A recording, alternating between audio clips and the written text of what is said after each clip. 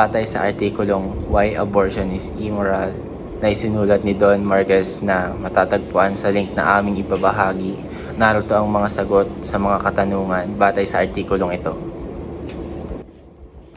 Ang artikulong Why Abortion is Immoral ay isang pagtalakay sa ethical na issue ng abortion. Ipinahayag ni Don Marquez ang kanyang pananaw na ang abortion ay immoral o hindi tama. Hindi dahil sa buhay ng ina, kundi dahil sa pagkawala ng potensyal na buhay na dulot nito. Ang pangunahing argumento ni Marquez ay batay sa ideya ng future like ours na tumutukoy sa pagkawala ng hinaharap o mga pagkakataon ng isang hindi pa ipinanganak na individual. Ito ay nakakatulong upang makapagbigay ng pundasyon para sa mas malalim na debate. Ang pagsasaliksik ni Marquez ay makakatulong upang maipaliwanag ang mas mataas na mga aspeto ng abortion, tulad ng halaga ng buhay at kahalagahan ng mga hindi pa ipinanganganak na bata. Sa mga diskusyon na nag-uugnay ng karapatang pantao at moralidad, magiging kapaki-pakinabang ito para sa mga nais magtangkang pag-igtingin ang diskurso ng abortion sa mga legal na mga aspeto.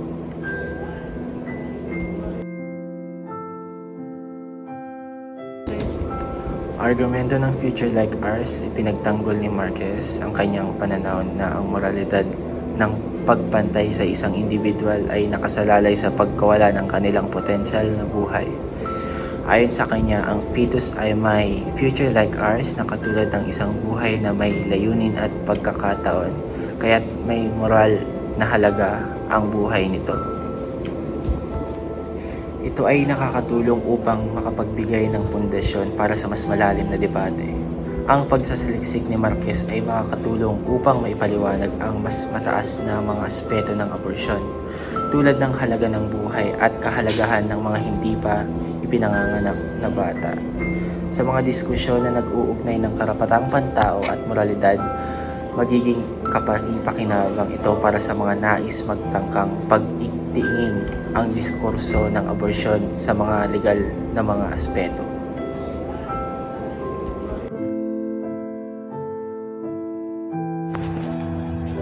Sa letter B naman, ay ang tanong ay magbigay ng tatlong pinakapunto ng diskusyon at pag-aanalisa ng ginagawa sa artikulong pananaliksik ng inyong napili. Ang number 1 is argumento ng future like ours. Ipinagtatanggol ni Marquez ang kanyang pananaw na ang moralidad ng pagpatay sa isang individual ay nakasalalay sa pagkawala ng kanilang potensyal ng buhay. Ayon sa kanya, ang fetus ay may future like ours na katulad ng isang buhay na may mga layunin at pagkakataon, kaya't may moral na mahalaga ang buhay nito. Sa pangalawa naman, paghahambing sa iba pang mga argumento laban sa abortion. Tinalakay ni Marquez ang mga karaniwang argumento tulad ng pagiging walang malay o hindi developed na fetus at ang karapatan ng ina. Subalit, pinipilit niya ipakita ang moral na problema ay hindi nakasalalay sa kasalukuyang estado ng fetus, kung hindi sa posibilidad ng buhay na mawawala kapag ito ay pinatay.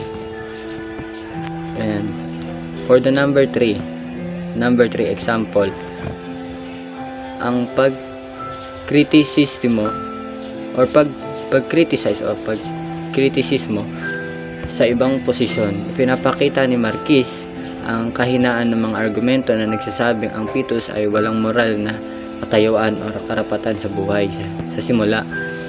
Binibigyan diin niyan ang pagpapaliban ng mga karapatan ay hindi sapat na dahilan upang isantabi ang moral na halaga ng fetus.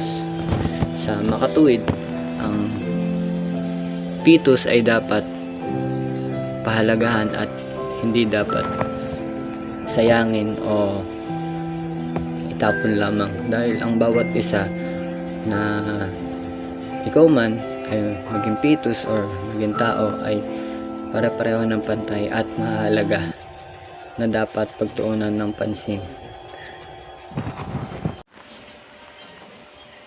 pagkritisismo ang ibang posisyon. Ipinapakita ni Marquez ang kahinaan ng mga argumento na nagsasabing ang fetus ay walang moral na katayuan o karapatan sa buhay sa simula. Binibigyan diin niya na ang pagpapaliban ng mga karapatan ay hindi sapat na dahilan upang isantabi ang moral na halaga ng fetus.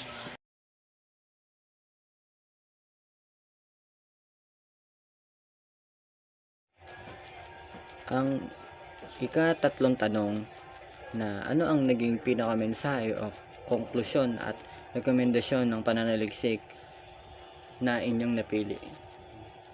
Ayon kay Marquez, ang pangunahing mensahe ng artikulo ay ang ideya na ang pagpatay sa fetus na may future like ours ay isang seryosong paglabag sa moralidad dahil ito ay nagsusulong ng pagkawala ng isang makulay na hinaharap para sa hindi pa naipapanganak na individual.